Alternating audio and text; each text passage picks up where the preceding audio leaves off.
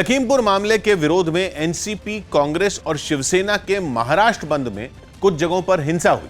लखीमपुर हिंसा के मुख्य आरोपी आशीष मिश्रा गिरफ्तार हो चुके हैं, जिसके बाद महाविकास अघाड़ी में शामिल पार्टियां आशीष मिश्रा के पिता और केंद्रीय गृह राज्य मंत्री अजय मिश्रा के इस्तीफे की मांग करने लगी और महाराष्ट्र में बंद बुलाया। लेकिन लखीमपुर हिंसा के विरोध में हुए इस बंद में भी कुछ जगहों पर हिंसा हुई। मुंबई के पास ठाणे में तो शिवसेना के कार्यकर्ताओं ने महाविकास अघाड़ी के बंद को कामयाब बनाने के लिए ऑटो वालों को रोकना शुरू कर दिया। यही नहीं, जिन ऑटो वालों ने थोड़ी भी नानुकुर की, उन्होंने उनके गाल पर थप्पड़ जड़ दिया। ठाणे से जो तस्वीरें सामने आई, उनमें दिखा कि कुछ लोग सड़क पर चलने वाली गाड़ियों को रोकने की कोशिश कर रहे थे। इस दौरान उन्होंने कई ऑटो वालों को रोका। एक ने उन्हें डंडे का डर दिखाया और जो ऑटो वाले नहीं रुके, उनकी शामत आ गई, क्योंकि उन्हें शिवसेना के कार्यकर्ताओं से पिटना पड़ा और ये देखकर पीछे बैठे लोग चुपचाप उतर गए। यही नहीं, मुंबई के विक्रोली में तो सड़क पर जले टायरों का काला धुआं आसमान में उड़ता दिखा। वहां शिवसेना कार्यकर्ताओं ने टायर जलाकर हाईवे बंद करने की कोशिश की, जिसकी वजह से वहां करीब 40 मिनट तक जाम लगा रहा और लोग परेशान हुए, जिसके बाद ट्रैफिक पुलिस पहुंची और प्रदर्शनकारियों को वहां से हटाया। महाराष्ट्र के सत्ताधारी गठबंधन की तीनों पार्टियों के कार्यकर्ताओं ने जगह जगह रास्ता रोकने की कोशिश की और सड़कों पर बैठ गए। मुंबई के कांदिवली में तो एनसीपी के प्रदर्शन में शामिल महिलाएं पार्टी के झंडे लेकर रास्ते पर डट गईं। एक महिला तो नारे लगाते लगाते लेट गई। शोरगुल और हंगामे के बीच पुलिस वहां पहुंची और उसने एनसीपी कार्यकर्ताओं को हिरासत में लेना शुरू कर दिया। लेकिन सड़क पर बैठे इन लोगों को हटाने में उसके पसीने छूट गए। प्रदर्शन का यही रास्ता मुंबई की मेयर किशोरी पेडनेकर ने भी अपनाया। वो वर्ली में अपने समर्थकों के साथ लखीमपुर खीरी की घटना के विरोध में धरने पर बैठ गई। किस तरीके से किसानों की मौत हुई है लखीमपुर में, उसके विरोध में वो विरोध प्रदर्शन कर रहे हैं। वहीं नागपुर में कांग्रेस के लोगों ने रैली निकाली और किसानों के समर्थन में नारे लगाते हुए आगे बढ़े। डोंबिवली में भी रास्ता रोकने की कोशिश की गई, लेकिन पुलिस ने सड़क पर बैठे प्रदर्शनकारियों को उठा दिया। लखीमपुर हिंसा के विरोध में बुलाए गए इस बंद को सफल बनाने के लिए एनसीपी, कांग्रेस और शिवसेना ने ईडी चोटी का जोर लगा दिया और कांग्रेस के नेता राजभवन पहुंच गए। वो वहां राज्यपाल को ज्ञापन देने पहुंचे, जिसमें उन्होंने अजय मिश्रा के इस्तीफे की मांग की। राज्यपाल की गैर मौजूदगी में उन्होंने उनके सचिव को ज्ञापन दिया। इससे पहले प्रदेश कांग्रेस अध्यक्ष नाना पटोले की अगुवाई में पार्टी के नेता और कई कार्यकर्ता राजभवन के बाहर पहुंचे, जहां उनकी पुलिस से हल्की झड़प हो गई, क्योंकि पुलिस केवल नेताओं को अंदर जाने देना चाहती थी, कार्यकर्ताओं को नहीं। पुलिस आप देखिए, पुलिस कार्यकर्ताओं को जाने नहीं दे रही है। कोशिश ये की जा रही है कि सिर्फ नेताओं को जाने दिया जाए। जिसके बाद लखीमपुर हिंसा के विरोध में राजभवन पहुंचे इन सभी लोगों ने प्रदर्शन किया। लखीमपुर मामले में सत्ताधारी गठबंधन के इस बंद का कई जगहों पर असर दिखा, जिनमें मुंबई और औरंगाबाद जैसे शहर शामिल हैं, जहां बाजारों में दुकानें बंद रहीं और भीड़भाड़ वाली जगहों पर इक्का दुक्का लोग ही नजर आए।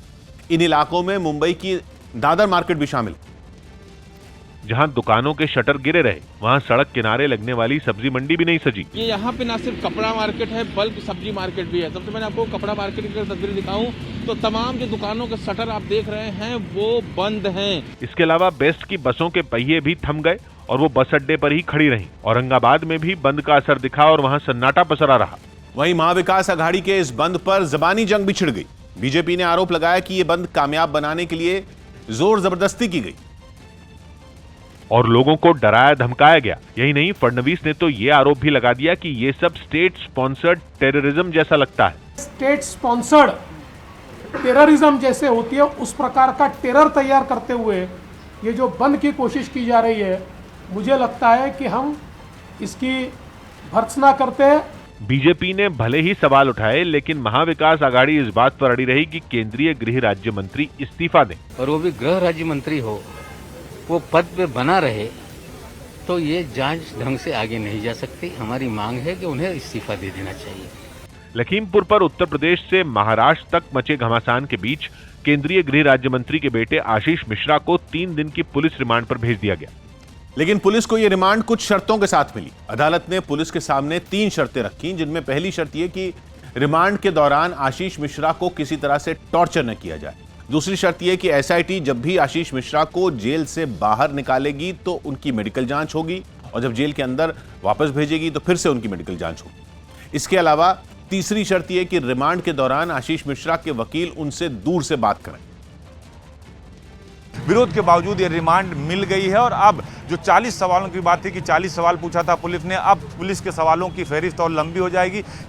सौभाग्य की बात है कि महाराष्ट्र की सरकार में शामिल तीनों पार्टियों ने लखीमपुर खीरी की घटना के विरोध में बंद का ऐलान किया था, जिसमें कई जगह तोड़फोड़ भी हुई है और मुंबई में ही 9 सरकारी बसों को नुकसान पहुंचाया गया, जिसे बीजेपी ने सत्ता की ताकत का गलत इस्तेमाल बताया और आरोप लगाया कि जिन लोगों पर कानून व्यवस्था बनाए रखने की जिम्मेदारी है वही कानून तोड़ रहे हैं। जबकि महाविकास आघाड़ी के नेताओं ने महाराष्ट्र बंद को लखीमपुर खीरी और देश के किसानों के साथ एकजुटता दिखाने की कोशिश की। पाकिस्तान के कब्जे वाले कश्मीर में बड़ी तादाद में अफगानिस्तान के नंबर वाले सिम एक्टिव हुए हैं। न्यूज़ 18 के नीतीश कुमार की रिपोर्ट है कि पीओके में पिछले 1 महीने के अंदर अफगानिस्तान के नंबर वाले 3000 से ज्यादा सिम एक्टिव हुए हैं। रिपोर्ट के मुताबिक ये सब पाकिस्तान की खुफिया एजेंसी ISI के साइबर प्रोपेगेंडा यूनिट की एक चाल है, क्योंकि इस तरह ISI ये मैसेज देना चाहती है कि तालिबान के लड़ाके अब अफगानिस्तान के बाद जम्मू कश्मीर में लड़ने के लिए भी तैयार हैं और उनकी दहशत फैलाने के लिए ही अफगानिस्तान के नंबर वाले ये सिम कार्ड ISI के अधिकारियों और वहां मौजूद आतंकियों को बांटे गए। बताया गया कि पाकिस्तान बर्फबारी शुरू होने से पहले जम्मू कश्मीर में इन आतंकियों की घुसपैठ कराने की तैयारी में है, ताकि वो बड़े हमलों को अंजाम दे सकें। जम्मू कश्मीर में सितंबर के रुखसत होते ही सर्दियों ने दस्तक देनी शुरू कर दी। शोपियां और गुलमर्ग समेत ऊंचे इलाकों में मौसम की पहली बर्फबारी हुई। देर रात वहां बारिश भी हुई, जिसके बाद तापमान गिर गया। लेकिन कश्मीर की हसीन वादियों को देखने पहुंचे सैलानियों की खुशी बढ़ गई। सबसे खूबसूरत नजारे गुलमर्ग में नजर आए, जहां बर्फबारी के बाद जमीन पर सफेद चादर बिछ गई। पर्यटक बर्फबारी के बावजूद घूमने निकले और ठंड का मजा लेते दिखाई दिए। अच्छा लग रहा है, काफी स्नोफॉल लाइफ में पहली बार देखी है, काफी अच्छा मौसम है। कुपवाड़ा में तो जहां तक नजर गई बर्फ की सफेदी ही नजर आई। मकानों की छतों और पेड़ों पर बर्फ की मोटी परत दिखी। यही नहीं, जमीन पर बर्फ बिछ जाने से सड़कों और मैदान का पता लगाना मुश्किल हो गया। बर्फबारी का ऐसा ही खूबसूरत नजारा शोपियां के मुगल रोड पर भी दिखा। जम्मू कश्मीर में बर्फबारी की वजह से पूरे उत्तर भारत में तापमान गिरने की उम्मीद जताई गई। सौभाग्य की बात है कि जम्मू कश्मीर में सर्दी का मौसम अक्टूबर महीने से शुरू हो जाता है, लेकिन आमतौर पर वहां अक्टूबर के महीने में बर्फ कभी कभार ही गिरती, जिसकी शुरुआत वहां एक दिन पहले हो गई और कश्मीर घाटी के ऊंचाई वाले इलाकों में अच्छी खासी बर्फबारी, जबकि जम्मू इलाके में कई जगह बारिश हुई, जिसे मौसम विभाग ने वेस्टर्न डिस्टर्बेंस का नतीजा बताया और अनुमान लगाया कि भूमध्य सागर की तरफ से आने वाली नम हवाओं की वजह से अगले 24 घंटों तक जम्मू कश्मीर में बर्फबारी या बारिश हो सकती है। केंद्र सरकार के कई मंत्रालयों के काम में तेजी लाने के लिए प्रधानमंत्री नरेंद्र मोदी 13 अक्टूबर को गतिशक्ति योजना लॉन्च करेंगे। न्यूज़ 18 के एहतशाम खान की रिपोर्ट है कि बुधवार को लॉन्च होने वाली इस योजना के तहत केंद्र सरकार के 16 मंत्रालयों और विभागों को एक प्लेटफॉर्म पर लाया जाएगा, ताकि सरकार की बड़ी योजनाओं के लिए सभी विभागों में एक दूसरे से तालमेल बैठाया जा सके। इस योजना के तहत एक वेबसाइट भी लॉन्च होगी, जिसमें केंद्र सरकार की 2024 तक की सभी बड़ी योजनाओं की पूरी जानकारी होगी, जैसे केंद्र के सभी प्रोजेक्ट, उन पर होने वाला खर्च, प्रोजेक्ट के तैयार होने की तारीख और उसके फायदे और नुकसान की जानकारी। बताया गया कि इसके जरिए किसी भी विभाग के बड़े प्रोजेक्ट के बारे में दूसरे विभाग को पता होगा, जिससे काम के जल्द पूरा होने और पैसों की बचत करने में मदद मिलेगी। इस योजना से रेल, सड़क और सिविल एविएशन समेत 16 मंत्रालय और विभाग जुड़ेंगे। वहीं राज्य सरकारों और निजी कंपनियों को भी बाद में इससे जोड़ा जाएगा। खबर है कि प्रधानमंत्री शुरू से ये चाहते थे कि सरकार के सभी मंत्रालय आपस में जुड़े हों। उन्होंने इसी साल 15 अगस्त को इस योजना का ऐलान किया था। जम्मू कश्मीर में आतंकियों के साथ मुठभेड़ में सेना के 5 जवान शहीद हो गए। जम्मू के पुंछ में आतंकियों की घुसपैठ की सूचना मिलने के बाद सुरक्षा बल के जवान आतंकियों की घेराबंदी करने पहुंचे और आतंकियों के खिलाफ सेना का ये ऑपरेशन एक बड़ी जंग में बदल गया। सुबह से मुठभेड़ जारी है और आपको बता दें कि यही जंगल है, इसके ऊपर जाकर जो ये जंगल है और घना हो जाएगा और उस जंगल में अभी भी मुठभेड़ चल रही है। पुंछ के जिन जंगलों में आतंक के खिलाफ ये जंग शुरू हुई वो बेहद घने हैं। बताया जा रहा है कि पुंछ में लगने वाली भारत और पाकिस्तान की सीमा से कुछ आतंकी भारत में दाखिल हुए थे। सेना ने खबर मिलते ही आतंकियों को पकड़ने के लिए जाल बिछाना शुरू कर दिया। सेना की हलचल दिखते ही आतंकी जंगल में छिप गए और हमले की तैयारी करने लगे। मौका देखकर आतंकियों ने हमला किया, जिसमें 5 जवान शहीद हो गए।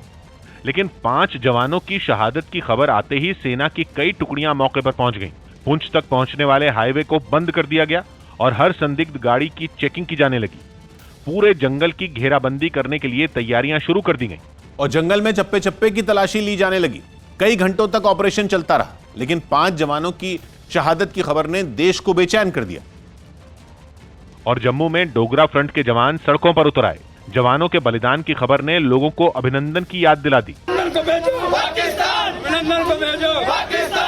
लोगों की मांग है कि पाकिस्तान से दोबारा सख्ती से निपटने का वक्त आ गया है। आर्या पार का युद्ध लड़ो, तब जाकर के समस्याओं का समाधान होगा। आर पार नहीं करेंगे, ऐसे ही लोगों को मरवाते रहेंगे। तिरंगे झंडे लेकर सड़कों पर उतरे लोग घंटों तक नारेबाजी करते रहे। शहर के एक अहम चौराहे पर प्रदर्शनकारियों ने पाकिस्तान के प्रधानमंत्री इमरान खान का पुतला फूंका। सौभाग्य की बात है कि जम्मू कश्मीर में पीर पंजाल की पहाड़ियों के बीच डेरा की गली नाम का एक दर्रा है जो पुंछ और राजौरी जिलों के बीच में और एलओसी से ज्यादा दूर नहीं है, जहां कुछ दिन पहले सीमा पार से आतंकियों के घुसने की खबर मिलने के बाद सेना के जवान तलाशी अभियान चला रहे थे, जिन पर आतंकियों ने घात लगाकर हमला कर दिया।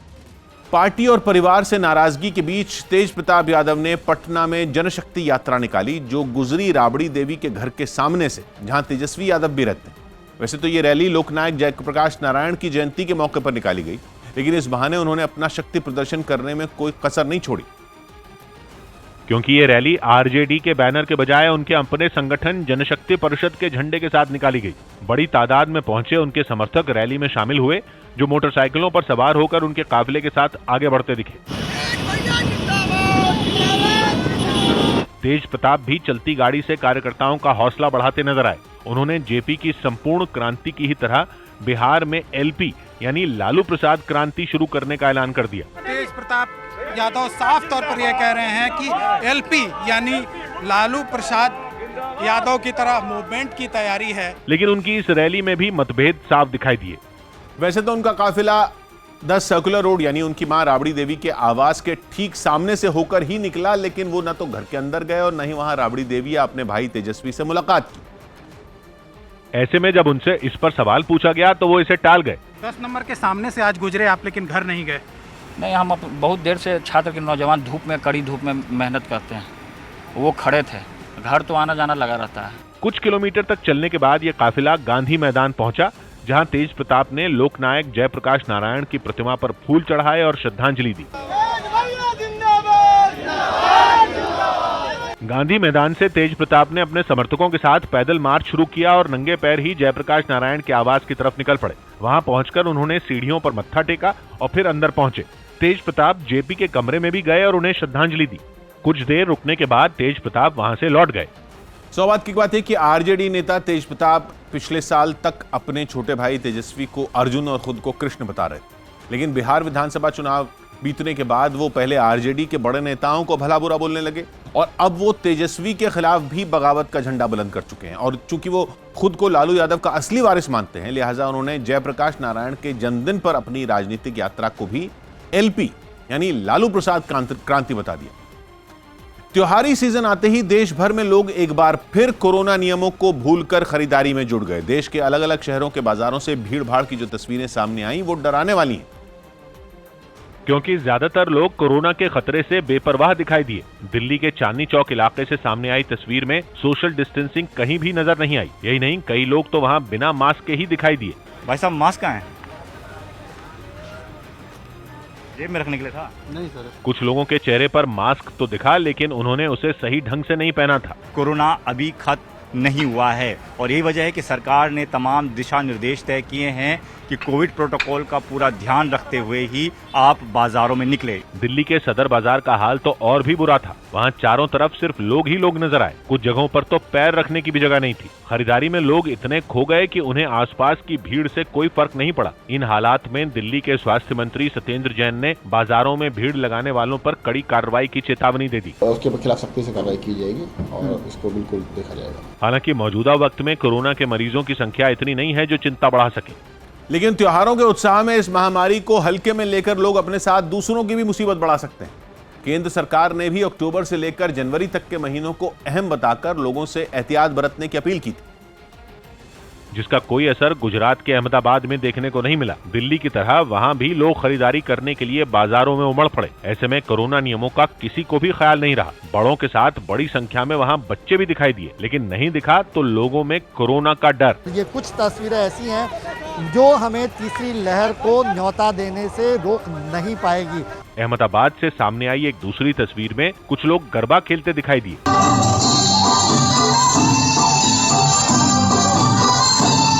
गुजरात के नर्मदा और सूरत जिलों में भी यही हाल दिखाई दिया। वहां भी गरबा खेलने के जोश में लोग कोरोना नियमों को भूल गए।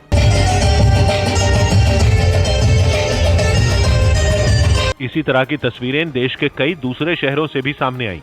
सौभाग्य की बात है कि एक साल पहले भी यही अक्टूबर का महीना था जब हमने पाबंदियों में छूट मिलते ही मनमानी की, जिसका खमियाजा हमें 5 महीने बाद कोरोना की दूसरी लहर के रूप में भुगतना पड़ा।